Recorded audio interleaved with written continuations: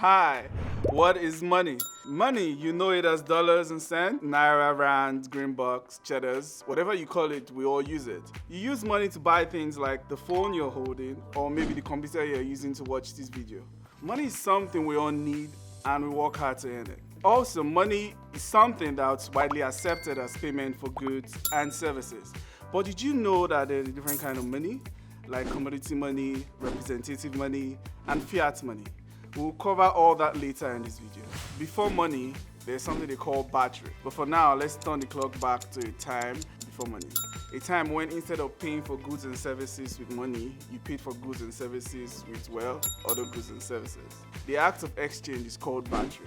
Here's how battery works. Say you have a nice hat that keeps the sun out of your eyes and makes you look nice, and your neighbor has a basket of apples. She likes your hat and you're feeling a little bit hungry, so you exchange your hat for some apples. Easy, right? But battery only works when you have something the other person wants and vice versa. Representative money. You've probably heard of something called the gold standard. The gold standard allowed the people to transact gold without the inconvenience of carrying coins around or having to divide it up to make smaller purchases. This was the most common form of money until a couple of decades ago. The end of the gold standard saw a new kind of money adopted globally, one totally detached from commodities. Fiat money. Today's currencies like the Nigerian naira, South African rand, and US dollars are all fiat currencies.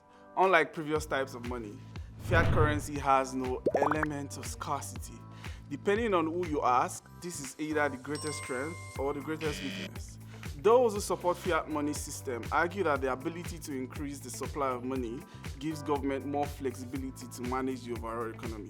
Like for example, printing money to weather a financial crisis. Others criticizes fiat money system for the same reason. If more fiat currencies can be printed out of thin air, then the existing money in circulation will be worthless, reducing the wealth of those who hold fiat money. So fiat money is not perfect, but it works. And today, when you're talking about earning greenbacks, cheddars, naira, rand, dollars, you're really talking about fiat money. But where does Bitcoin come in? What is Bitcoin? Bitcoin, you've heard of it, some of your friends have it. It sounds like it's worth a lot of money.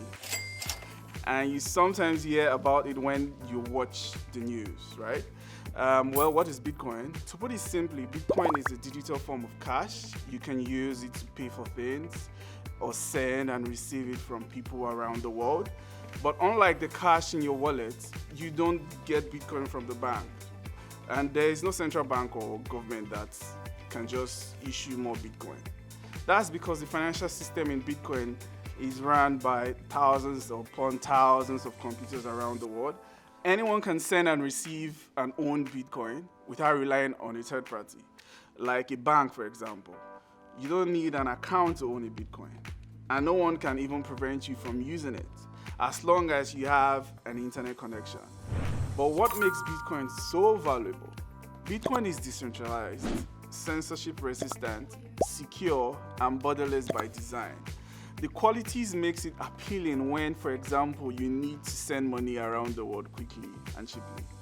Bitcoin is also valuable because it is scarce and difficult to produce. In fact, Bitcoin has been nicknamed digital gold due to the finite supply of coins available.